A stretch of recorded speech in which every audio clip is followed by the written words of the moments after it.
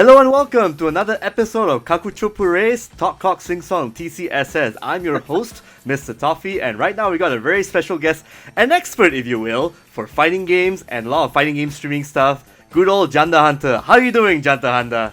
Hey, Stuffy, how are you? I'm fine. I'm great. Just a bit of introduction of myself for people who might not know me. I am Janda Hunter. My Facebook. You can find me on Facebook. My social media. Mainly, I stream on Facebook.com/JandaHunter. I am mostly an FGC player and FGC streamer. I started off with stuff like Street Fighter, and playing games like Tekken and also Dragon Ball Fighters. So that has been my biggest passion. But Are you I also sure that's all? Because I remember when I saw my Facebook tweet and my Facebook post, I see you doing a bit of WWE 2016, 17. Which version? Yeah, was it? 2018. Oh, nice. Yeah, it started off using certain political figures, I might add. Yes.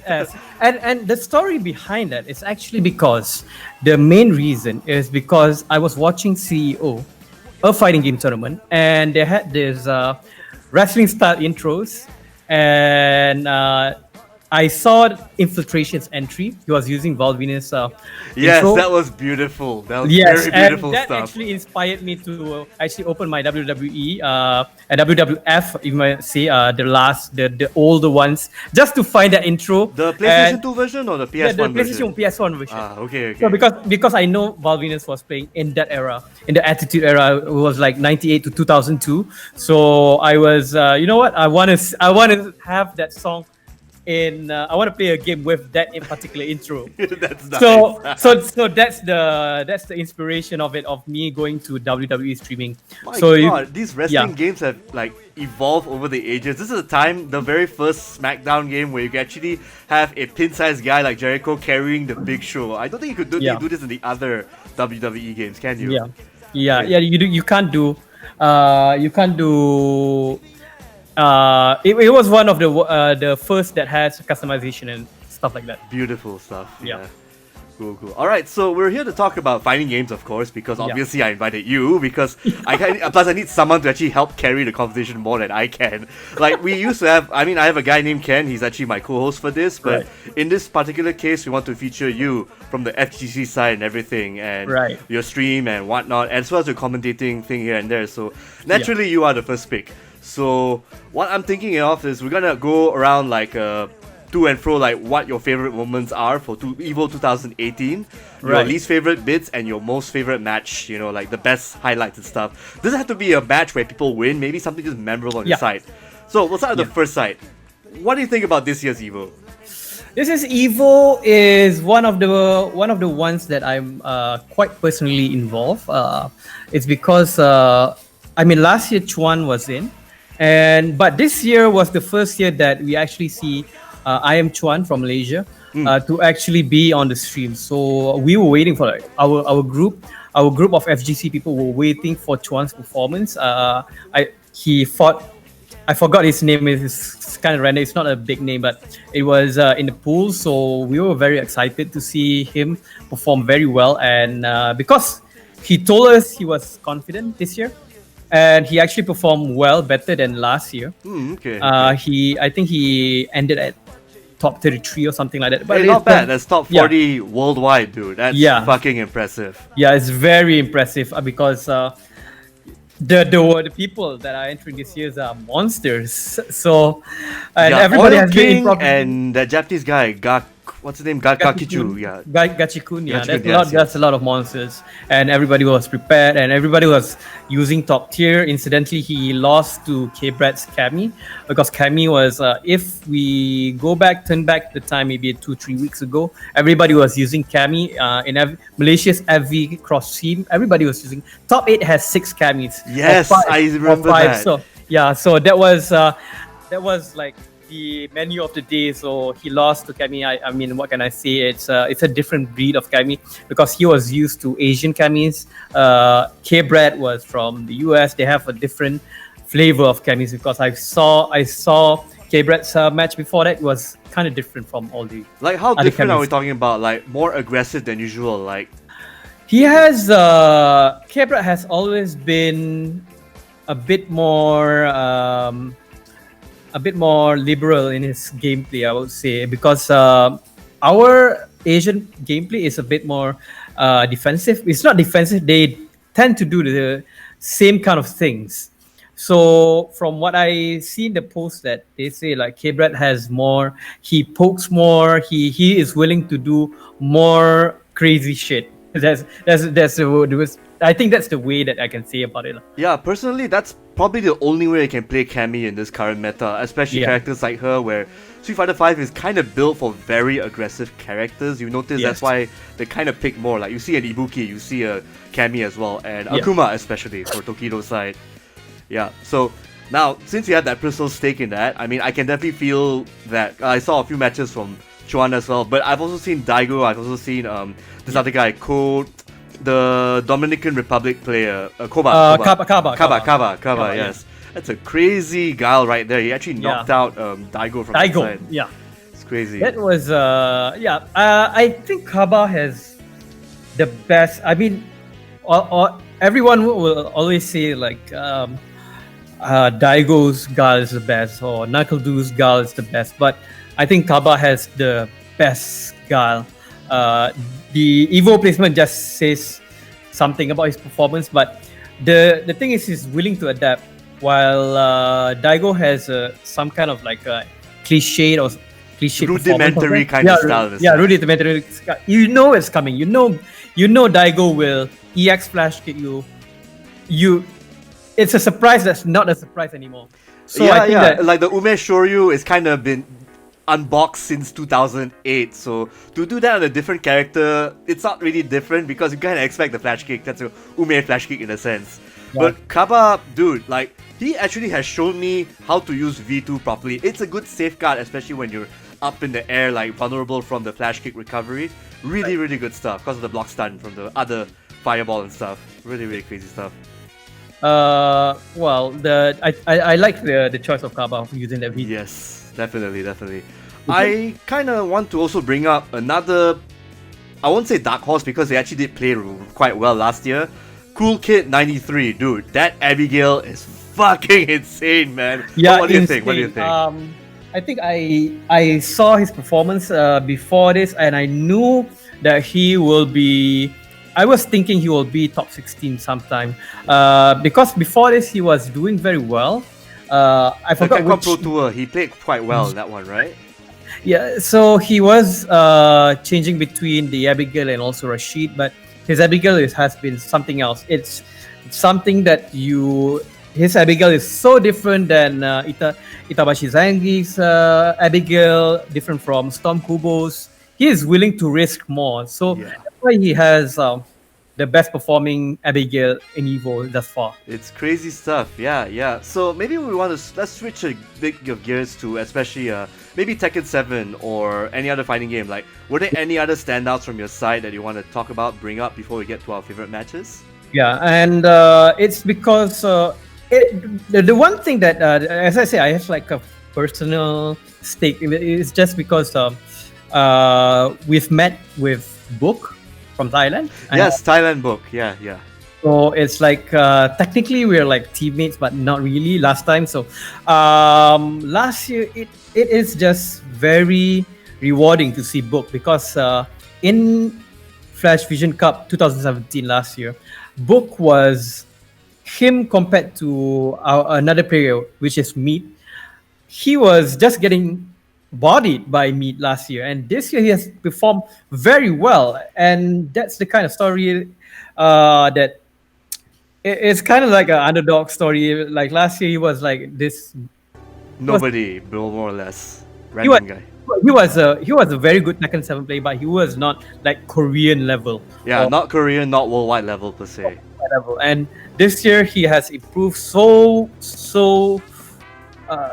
extremely good because in fact that even in TGU Tiger Uppercut. So I thought, oh, you know what, Book won Tiger Uppercut, but maybe it's because it's the home crowd advantage or the home advantage. But he actually took care of one of the Korean players, JDCR, I believe, right? Last time. I think. Yeah.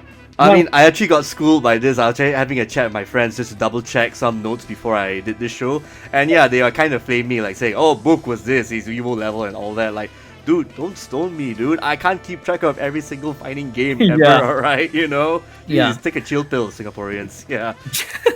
Book was... Book's level has improved tremendously. That's all I can say. And it led to my favorite moment in Evo. There are a few. Although I'm mainly a Street Fighter 5 player or Street Fighter player, but my favorite moment happened to come from Book. Going into top 16, top 8, going into top 8, not top 8 yet. He fought with a Jack. I forgot it's an American player. And there is a very technical thing that happened there where if you saw the replay, everybody was losing their mind. Everybody that knows anything, or actually if you need to know how technical it is to be impressed by it. It was a moment where Book's Jin was command grabbed by Jack, played by this US player, and he blocked it. And yeah, I saw that. That was like, oh, I thought it was going to be a command grab, and I realized, oh, here you can actually get out of it, tech out of it if you're careful. And the only way you can get out of it if you press back at 1 frame, so it's a just frame block. Okay, so that's why it's insane. Holy shit. So that's why it was very technical. It was if on the untrained eye, it looked like a very typical thing. Oh, he just blocked it, but you know when you play a bit of Tekken and when you saw that, it's like, oh my god, nobody. Usually that will be like the finishing move for Jack, because like, oh, you know what? I'm not gonna block this. There is no way I'm gonna block this. They're just gonna let it finish. But he blocks that one, and the fact after that after the block, he straight up went for a low parry that just seals the deal. It's just the sugar cherry on top. Oh, it was so awesome. Stuff. Yeah, beautiful stuff. Yeah, I think I saw that clip on Twitter. I realized when you were talking about that block. Oh shit, that was the one we're talking about. That's really good stuff. Yeah, it's really good stuff. It's my favorite moment so far in Evo 2018. In Street Fighter, I don't think I have so much, but yeah, the rest of the moments are mostly the reveals. That's it. It doesn't have to be moments; can be like plural moments. Yeah, moments. Okay. Coincidentally, it's like the 2 favorite moments comes from Tekken. One is that, and the other is actually Lil Majin's run. Yes, that was really cool. Like the way he played King, that was crazy stuff. With the because two perfects, I recall, right, for one of the matches. Yeah. The fact that he defeated JDCR, it was like, okay, he was awesome. But 2 of my moments actually come before the top 8 actually. So it's like Lil Majid. There was one I forgot. Again, another. I forgot his opponent, but he fought a Geese, and he did the Geese did the wave, the double Raipuken, and he jumped over the wave, and that is like, I mean, if it's Street Fighter, it's normal, but this is Tekken where you don't usually jump. Yeah, you sidestep. You sidestep or stuff like that, and then he just went for a capital punishment. It's a double hammer by King, and that was one of the hypest moments. I was literally jumping when I saw that move come out, and it hit his opponent. So those are my 2 favorite Tekken moments, basically. Cool. Did you also keep track of it about Dragon Ball Z and Dragon Ball Fighters Z? Dragon Ball Fighters. What's that? Sonic Fox winning the entire thing. I mean, Sonic Fox winning the entire thing hasn't been a surprise for me. Not really, no. Not really a surprise. So it's like either Goichi or Sonic Fox, and then if Kazunoko jumps in, okay lah. But this guy, Kazunoko is a veteran, so kind of expected. I actually expected Kazunoko to win it all. That's my pick to actually win it. But then when I saw that he lost his game, his winners finals game, his winners semis, I knew that he's at 5th place. Yeah, he was at 5th place. Yeah, I knew it's not gonna be good for him. Yeah. Well, the only highlight was Goichi managed to actually get his Vegeta back from getting a combo to get Shenron, I believe. But that's it. Yeah, that's the only big highlight. He got his Shenron summon. And I think like the most controversial thing to happen in Dragon Ball was Sonic Fox actually switched sides with Goichi in the grand final. So that's like, I don't think that's not part of the rules, is it? Like you're allowed to switch sides, yeah. So that's why they had like 8 people coming in, 8 CEOs or the marshals something. So they discussed that. But for me, it's like if Goichi was fine with it, so just let it go. I mean, like, yeah, if the players aren't fine with it, then can't do that. Yeah. Simple as that. Yeah. It's just that people know or people think that Sonic Fox was just stalling time. He's just trying to buy time to cut the momentum off from Goichi, and they might be correct, but there's nothing you can do about it if Goichi doesn't really mind. Doesn't really mind. If Goichi really minds it, he can just say no. True that.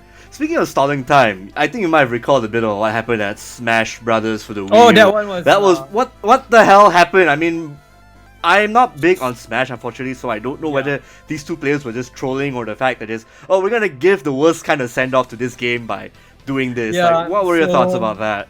So there are two theories going on that. Not theories, but because some of them said that because it was a very bad send-off, so they felt like this is our fan theories. This is not the explanation will come from one of the players' Twitter.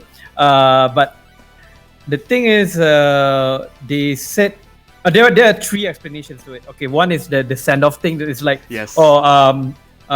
Smash is getting a very bad send-off by Evo for playing on Saturday, so they are stalling time. They don't want to play or something, so they wasted time. Okay, that's one. The second one is they said that because everybody booed them, because the fact is they were playing Bayonetta. Yes. Bayonetta is a very SS plus tier top tier character if I recall. And it's a mirror match. So they got booed, and in retaliation they didn't want to play. So that's the more solid theory. And one that we got on Twitter was one of the players said he was actually just having fun with his friend, because the fact is they played together so much, so they just wanted to stock up on, I don't know what they just want to stock up. That's it. That's the explanation I heard. I don't know any Smash terms, so I just take it as it is. They're just having fun. Regardless, it's just friends fucking each other's up. I think the third one sounds a bit plausible, because like all fighting game guys, no matter where they go and whatnot, your country's community will always sort of be tight-knit in a sense. Yeah. So third one sounds kind of plausible. Yeah. So were there any apart from that moment, which weren't even that invested to maybe a little bit in the first place, right, were there any other fights that you were kind of hoping to see turn out, or play that you wish could actually get through but end up disappointing you, or their circumstances disappoint you in a sense? Like, were there any least favorite moments you got? Well, not on stream, because like I said, we were rooting for Chuan, and Chuan actually lost to K-Brad, which we didn't expect, because he knows the Kami matchup like at the back of his hand, but unfortunately he didn't make it, and we knew that if he won that matchup, he wouldn't have fought with like matchups he didn't really know. The fact is that he went down after the loss to Kebra and he got beat up by one of the best Singapore boy, Zien, in a matchup that he doesn't really know. I mean, there is not many Ibuki that he practiced against with, if I'm not mistaken. So unfortunate circumstances, but in the end, I was quite happy that Problem X actually won it all, because Fudo already won a Evo. Tokido also won as well last year. Tokido already won as well, and Luffy. There were 3 Evo champions in the top 4, the top 8. Top 8. Yeah, top 8. So I was like, okay, you know what? These 3 people can fuck off. let other people win it. So I was actually rooting initially for Cool Kid, even though he mains the character I hate the most in the game, Abigail. You're gonna hate me. I'm actually quite a grappler guy, so I'm kind of 100% supporting Cool Kid all the way. Yeah, because I play in season 1 I main Zangief, but Abigail is just something else. Yeah, it's a brawler grappler hybrid, which is the thing is usually when you say grappler, your matchup with another grappler, let's say Zangief and Alex, Zangief and like Laura, everything goes back to 50-50. But with Abigail, it's like 7-3 or something. Yeah, it's just so bad for that. I got armor and I got a move that recovers really quick that comes in the air too. Crazy stuff. It's crazy stuff. Yeah. Okay. Let's see. You mentioned Problem X. That was you're rooting for him. That's really cool. Yeah. Again, that's probably my least favorite moment. Basically, Cool Kid getting kicked out. But you know, people are hungry for the champ. People are hungry for fighting and all that. So can't be helped. Although I was really, really hoping at least a top 4 or top 5. But oh well. What can you do? That Mika matchup. But there was some really good moments in that Mika matchup, especially with Fudo. Like when he actually had that armor, and then when we did the V trigger, straight away did the super combo more or less. If we were like maybe 10 years younger, we would do that. But no, we wouldn't anymore. Yeah. But the thing is like when I kind of think that way. But a lot of the pro players, the average age is like 30 plus. So it's not. It comes back. There is a Dota player. He was his name was Aoi 2000, and he's young, but he did say something that inspired me. He said that all the people say that when you get older, your reactions get slower. When it's actually he thinks that it's not the case, and I tend to agree. It's just how much do you want it? If you really want it, you will train your reactions.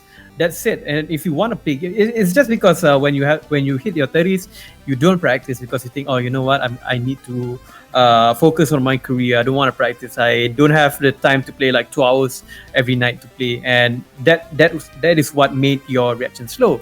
I mean, Chuan's my age, and he's doing very well, and his Gal's reaction is just godlike. Yeah. So I've seen the online tournaments. Definitely got like. Yeah, and that's why if I really wanted it, I think that I should be able to hone my reactions and skills to his level. And the Japanese gods also tend to agree. Yeah, actually, the guys in Japan, that's another level. But at the same time, it's all discipline and just the drive. You're definitely right, especially from the Dota 2 player. It's sort of like. That's actually good words for you to finish up this podcast right now, actually. You've mentioned all these awesome stuff here and there, so out of like a scale of 10 shurikens to 1 tiger uppercut, how would you rate this Evo with all the matches and everything? Sum it up. I would give it, I think I would give a 9. And the only reason it doesn't have a full 10 is because of we don't see James Chan crying. That's it. Oh, right. Okay. Yeah, I kind of missed that actually. Like, there was one time in the commentary with Seth Killing, it was like, "Oh no, don't remind me again. Don't remind me." Cry again. I mean, Seth Killing was baiting it so bad. You could see that Seth really is just, you know what? He's just fucking with James Chan, so he cries. I see it. I'm seeing it. But combined with all the matches and all the reveals that were very hyped for the 3 games, Street Fighter, the Sagat reveal, the G reveal. Yes, I like that. Kind of corny with the live action guy coming up. I kind of liked it. I like corny, you know. You know what? I was looking at it. I literally typed straight into the chat. It's cringe G. You know? Cringy. Yes, good. Yeah, it's like cringy as all hell. Yeah. So and then Street Fighter reveal, and then the fact that it's out, Sagat is already out, and G is already out now. And Dragon Ball Fighter Z reveal was cooler. That was also cool, Okay. Cooler. Okay, so, but of course, the second reveal was God, like nobody could have expected it. I was saying to my friends, you know what? Tekken reveal is going to be so crazy that I wouldn't be surprised if they took like Malaysia's Upin Ipin or Bobo Boy to be. I literally said that in the group. You know, it's a TV show character reveal. Yeah. Yeah. I was not expecting that. Like, when did Harada and Michael Murray find the time to go over to AM's? Okay, probably San Diego Comic Con, but yeah. When did he find the time to do this shit? Like, AMC really had a lot of money with the Walking Dead series. And the fact that they kept this well hidden just shows that how they are willing, how far they're willing to go to actually keep secrets. They didn't tweet about it, you know, like sometimes they did tweet about them going to Kojima. Yep. So everybody was expecting, oh, you know what, they're going to have like Snake or Raiden. I would like Raiden to be in this game. Yeah. Tekken or something. Yeah. But lo and behold, it's actually it's a good character. I mean, I haven't seen too much Walking Dead, but it's a very good character. He's the most prominent villain in the comics and in the TV show right now. Negan, Jeffrey Dean Morgan. He might actually make a cameo in the next Evo for all you know, right? Because you know season passes, they can last till half of the year or so. Who knows? Yeah. With this TV reveal, I kind of was hoping like maybe they could check Brooklyn Nine-Nine, bring on the characters. Brooklyn Nine-Nine? Yeah. Nine-Nine. Rosa, or Captain Holt. Oh, Captain Holt, definitely. I would if Brooklyn Nine-Nine, I definitely want Captain Holt to be there. It's like, but because it really the fact that they went this far makes me hopeful that in Soul Calibur they might take like Jon Snow or something. Actually, that could be cool. Jon Snow or Brom. Actually, my favorite character is Brom. Yeah, the mercenary. Come on, he swears a lot, dude. Yeah, right. He gets all the chicks too. Well, mostly the whores lah, but yeah, whatever. Yeah. I'll take it if it means growing that beard and everything and having a snarky attitude. Cool. All right, and with that, I think we can wrap up our special Evo episode. Thanks a lot, Janda Hunter. You want to say any more words before we end this episode? No, thank you for having me here, and just keep supporting your local FGC scenes. There are a lot of people. There are a lot of the thing is that FGC really needs to stick together. So support your local maybe PS4 store or local FGCs. I'm hoping that with the announcement of ArcSys esports, one of the TOs or tournament organizers in Malaysia will pick them up. Not necessarily us. Arc Revo, right? If I recall. Arc Revo. I hope that some TOs will pick them up because we want it. I personally, I think that I really want that event to be in Malaysia, but I'm not an expert on anime or air dashes, so I hope someone picks it up. All right, that's awesome words right there. You can check out Janda Hunter on Facebook and on Twitch too. Is that correct? Right. Yeah, Twitch. Everything is /JandaHunter. YouTube /JandaHunter. Twitch /JandaHunter. Twitter @JandaHunter. Instagram @JandaHunter. So everything is JandaHunter. All right, and I hope this wouldn't be the last episode you'll be joining us. Hopefully, we can see you more and more like in other fighting game episodes. And and that's it. This is me, Mr. Toffee, signing out, and good night. See you on the other side, people. Right, good night.